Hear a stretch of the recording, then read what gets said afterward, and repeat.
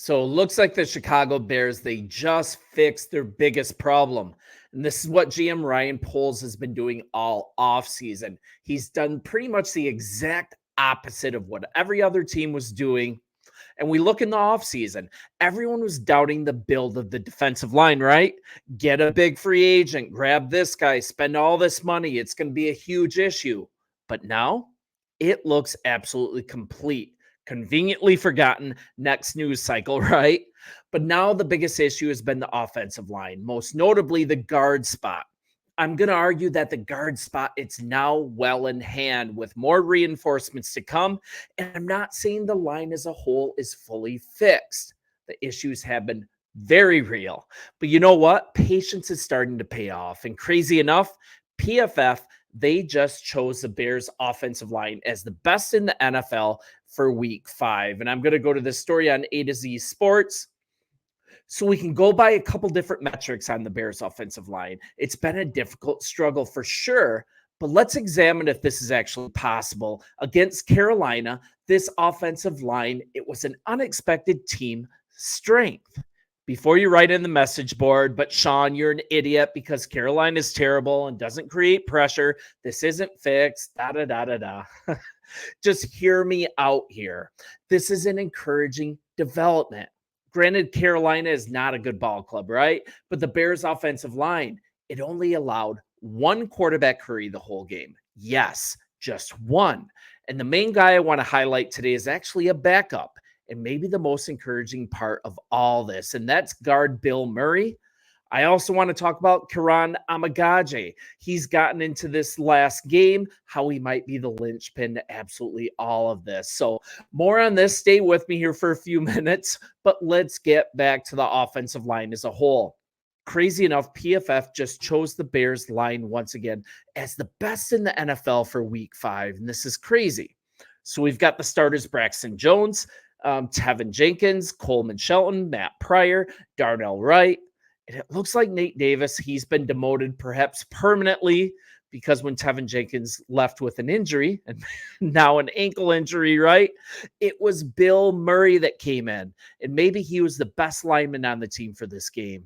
Coleman Shelton, he had a really nice high effort game. He had a nice downfield block on that big Swift run. And the optics on this line, they just look different. No more lackadaisical play, high effort, finishing blocks, actually knowing their assignments. But now you have the left guard spot looking very nice. Tevin Jenkins, he was number 4 in the league with an 84.6 PFF mark. Bill Murray, right behind him at 5th in the NFL last week with an 84 mark. And you even looking at Braxton Jones, even he came through with his best game of the season by far. Did not allow a single pressure. Coleman Shelton, he came with a 72.2. Wright had a 71.1. I mean, I can keep going with these PFF ratings, but most of the top 10 highest rated PFF performances by the Chicago Bears, they were the offensive line. And PFF metrics, they're not perfect. I know that, but they certainly paint a picture of improvement. They also show some dominance from this game. And speaking of a dominant performance, let's get to Bill Murray. And also, you can only play the teams that are placed in front of you. The Bears did the right thing. The old Bears, this Carolina game, it would have been a classic Chicago Bears trap game. Either lose it outright or just barely win it. But the Bears are starting to roll. They're starting to mature. Not only did they win, but they won running away, right? 36-10, I believe, was the score. This offensive line followed suit, and it's a really good thing. And let's zero in on Bill Murray. And he came into the game with the injury to Tevin Jenkins. He played 37 offensive snaps, not a single hurry, 0 quarterback hits. And this 85.7 pass blocking grade that he got, that was the second highest on the whole line. Also a complete game, 79.2 run blocking grade. And the only one higher, the new guard on the opposite side, that's Matt Pryor. He earned an 87.5 pass block grade. And this is just a good metric. It's not the end all be all, but this is a really good measurement metric. And this might be a lineup that we very well might go with against Jacksonville. Knee, ankle, under injuries. I think ribs too, right? Jenkins, he might need to take a seat for this game or at least not play the full complement of snaps. He might just want to sit this game out because we've got a bye week after this and we need to get healthy because starting with the Commanders, and then I think we've got the Patriots, we've got the Cardinals, and then we get into this really hard second half of the season. We need guys healthy. So let's keep talking about Murray.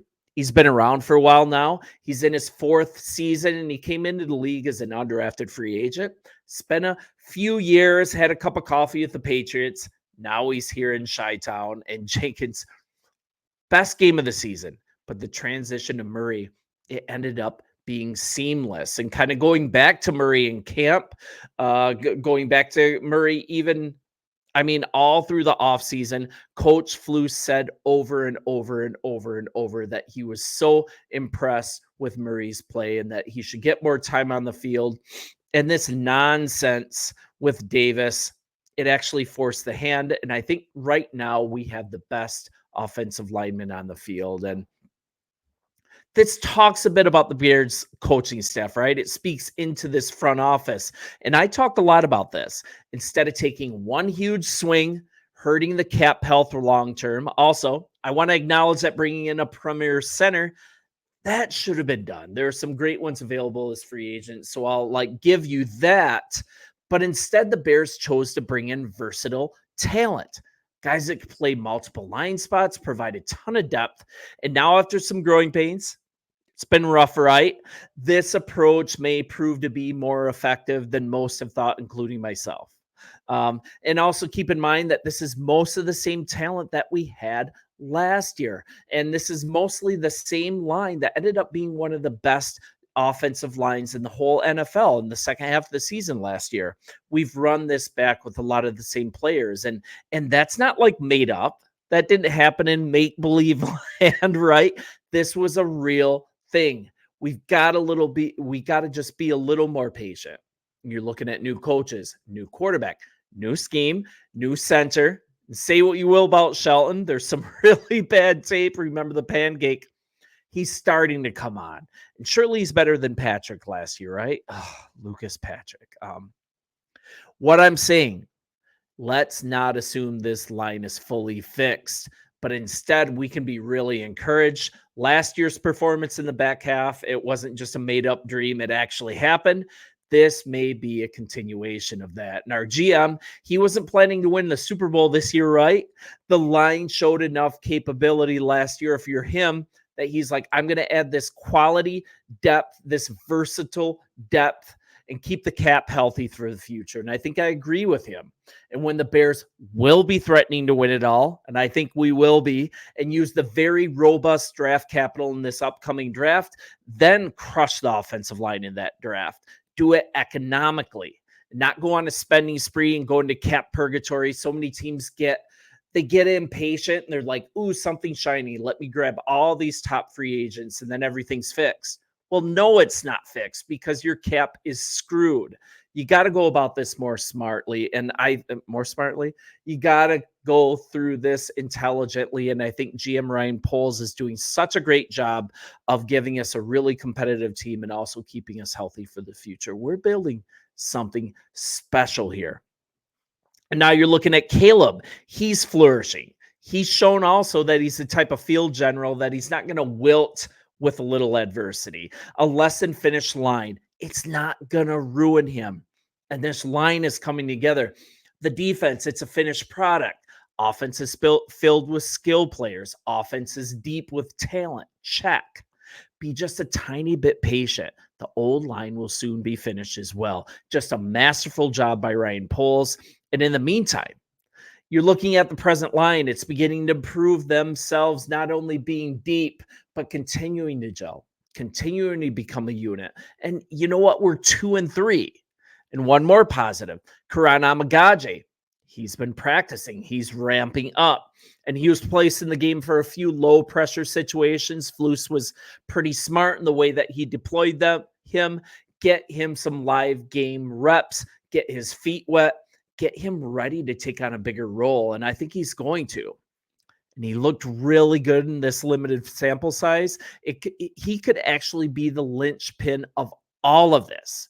If he's ready to hold down a spot on this line, the future, it might be here very quickly. He has a prototypical size and grades initially out as a prototypical NFL left tackle. Here's the thing, though. He has tons of experience playing guard, doing it extremely well during his time at Yale. He's a super smart guy. He's also had some time at center. And the Bears were able to draft him in the 3rd round. And that's due to an injury that did not allow him to fully participate at the NFL Combine. And I honestly think that he's a 1st round offensive line talent, maybe even a 2nd round offensive line talent. We got him in the 3rd. And those who have coached Kuran, they say he's one of the smartest, one of the hardest working players they have ever coached. I think the Bears have another steal. He's the wild card in my eyes. And if he can put in meaningful snaps coming up very soon, this could be what completes this line. Not permanently, but in its current incarnation. And Bates, he's coming back for the Washington game. Jenkins, he can heal up during the bye as well after this London game. And we could be facing the Commanders with a solid, deep line that's functioning with the pieces that this coaching staff originally had in mind. And that's minus Nate Davis. But I think the writing was on the wall with Davis in camp in the preseason. This game against the Jaguars, it's going to be the next test to see if this performance was an illusion or if we really have something special going on as a team and can compete to win this division and be a playoff team right now. And I think we definitely can. I think you can compare this narrative that we're hearing that this offensive line cannot be successful. We heard it parroted with the defensive line in the offseason. Everybody was like, let's get all this high-priced talent. Let's bring them in. GM Ryan Poles, he filled the talent gaps with versatile, inexpensive depth to fill in with our stars. I think he's done the same thing with the offensive line, and I can't wait to see it in action. You guys let me know what you think. I'm sure you will. Bear down, and we'll talk soon. See ya.